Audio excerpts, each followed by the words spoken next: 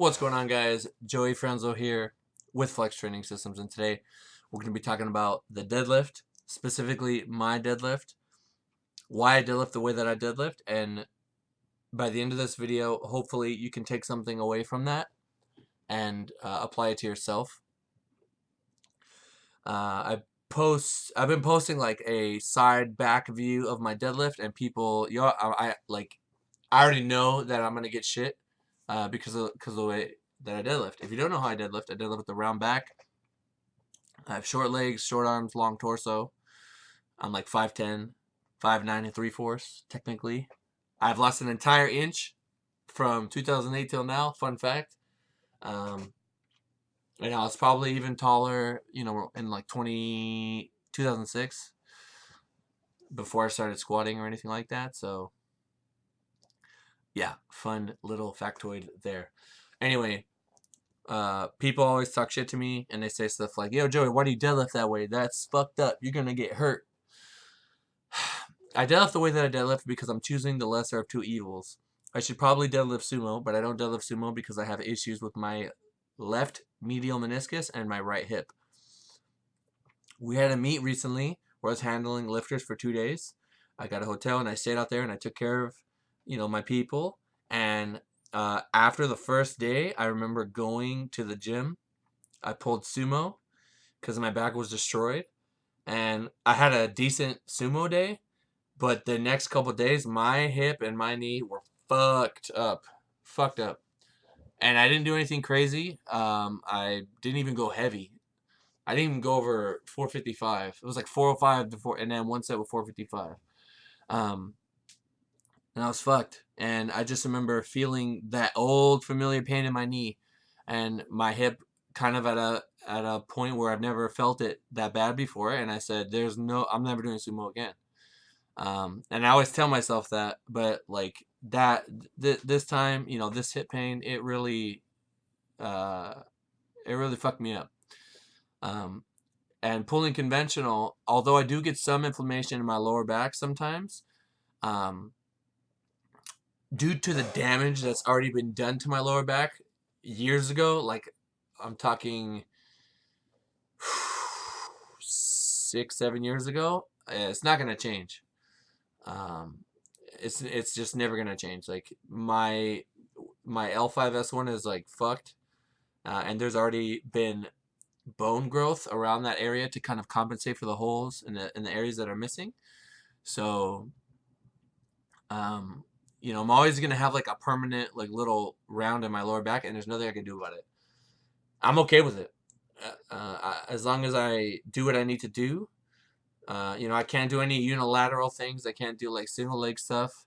Um, and I just have to space out my lower body days enough. But I found balance that works for me, and um, like I said, pulling sumo is just not something that I can do. I mean, I can try to modify it, go narrower, put my feet straighter, but I'm finding that deadlifting with a wider stance, conventional, with wider grip and training, I can handle a lot more volume. And then when I compete, just go narrow everything, just narrow grip, narrow stance.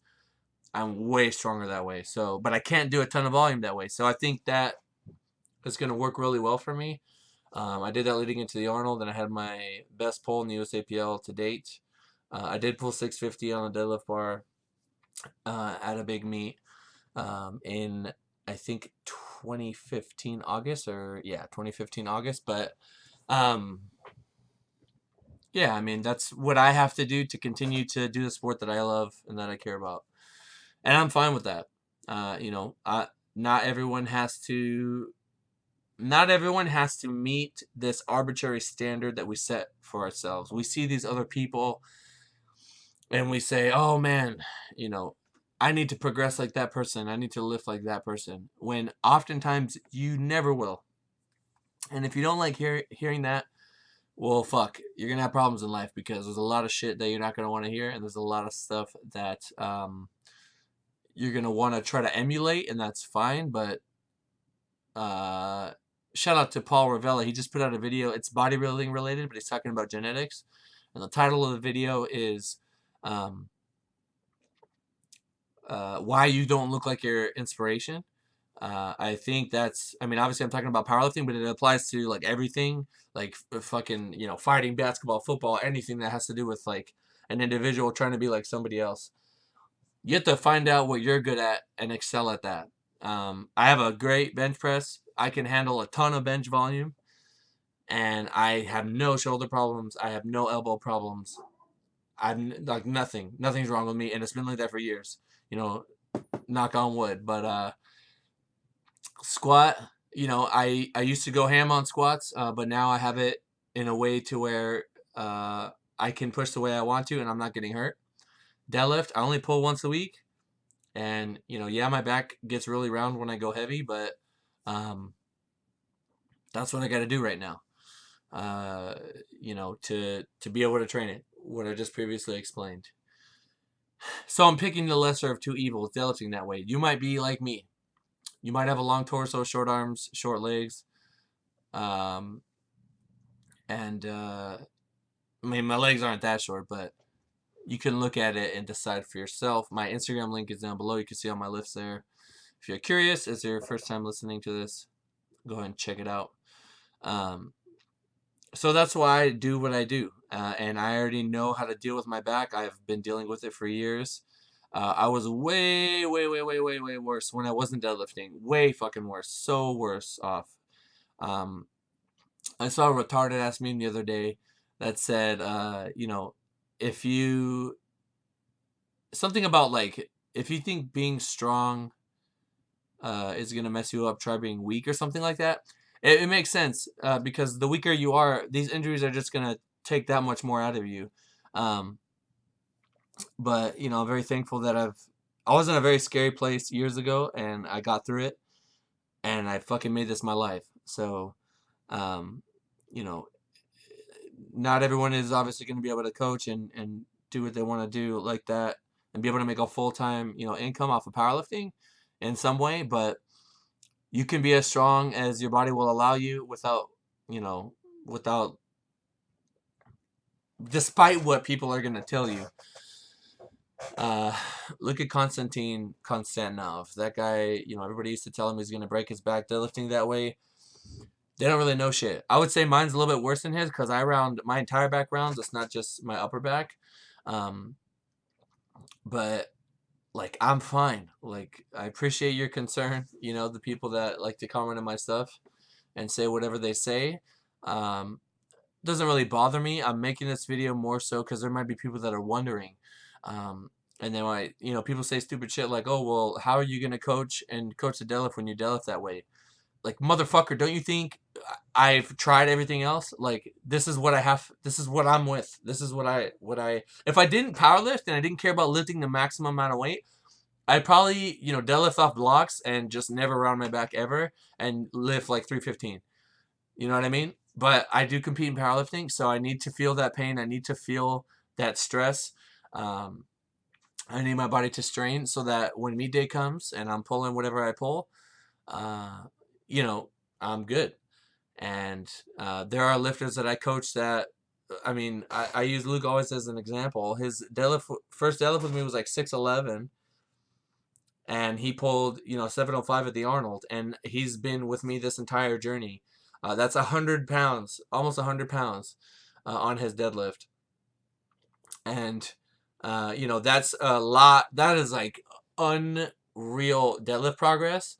It's almost like a growth spurt, and he's dealing with some back issues here and there, but his form is so fucking good. Like if you like his form does not break down at all. He just wedges his body in there. He pulls slack out of the bar and he initiates with his legs. And there is no form breakdown. There's like no round. There's like a little bit of rounding, but it stays like that. It's not like it happens like midway or anything. And he is an excellent example of, someone, just someone who's like, not all coaches are going to be good at the thing that they're coaching, but they can coach it well, if that makes sense. All the guys that have been with me since day one are like just blowing it out of the water. Just seeing them grow over the years is it's a treat and it's very rewarding. And everybody has a lift that's going to respond very well, and then everybody has a lift that's going to kind of get to near your physiological limit, and then it's going to kind of slow down. I may have said this in another video. I do not remember, but for myself personally, I'm happy with shooting for 5-pound PRs on deadlift every meet. And 5 on bench, and then 5 kilos to 7 on squat. I'm okay with that. I'm perfectly fine with that progression. I've already reached a point that I'm very thankful and appreciative to have reached. So anything on top of that is just like icing on the cake. And the stronger you get, the harder it's going to be to continue to linearly improve. And I think I do a pretty good job of just keeping the trend moving forward. Sometimes you can compete every 3 months and PR. Sometimes every 6 months. Sometimes every maybe twice a year. But we just want to be moving forward over time. And if I need to deadlift with a round back, in training to just be able to deadlift at all, then I'm gonna do that. And not like there's gonna always be people that have something to say about the way that I do things, like deadlift or fucking anything. Everybody always has something to say, but you just have to know that that's the cool thing about the internet, is like you don't have to listen to people, and you don't have to do what everybody else is doing. You can do your own thing, and if you're getting success doing that, like I coach people one way, and I'm seeing a lot of success that way. I'm getting all over the place here. If I am successful, moving one way, I could keep doing that. And as long as I keep winning, it doesn't fucking matter what anybody else is doing. I think it would, I mean, I still pay attention to what other people are doing because it's good to just try to learn. You always want to absorb information, but you don't have to do what everybody else is doing. And like, I have not, you guys have heard me in that video. I did it in the car a while back while I was driving on the freeway. I'm very confident in the way that I'm running things. So there's no reason for me to like switch or do anything that could end up being inferior. And I think that confidence is very key. You know, I think my way of doing things is very effective. And even if you're doing something different than what I'm doing, but you're confident in that and you can execute a plan, you're probably going to be successful. Um, so yeah, I hope you guys were able to take something away from that. Um, kind of got a little personal with this video, but I think there's a lot of built up, just not anger, but like it's something I'm gonna deal with all the time. People are always gonna say something about my deadlift, and I just thought I would explain it to kind of give you guys an explanation for why I do what I do. For those of you that care, I was going to say I don't give a shit what people think, but if you are regularly watching this channel, if you're dropping likes, if you're a subscriber, if you're new here, I appreciate that. And I don't plan on stopping anytime soon. And if I'm gonna be taking you guys with me on this journey, then I want to I want to explain stuff. If people don't understand why things are happening, I mean, don't get me wrong. There's things that I don't want to put out on the internet, and there are things that I'm putting out on the internet that I'm starting to see other people doing, and it has me kind of like, maybe I should chill out. But it's all good. I mean, if everybody's getting better, then I'm okay with it. But yeah, guys, thank you so much for listening. Go ahead and drop a like if you got something from this video. And I'll talk to you in the next one.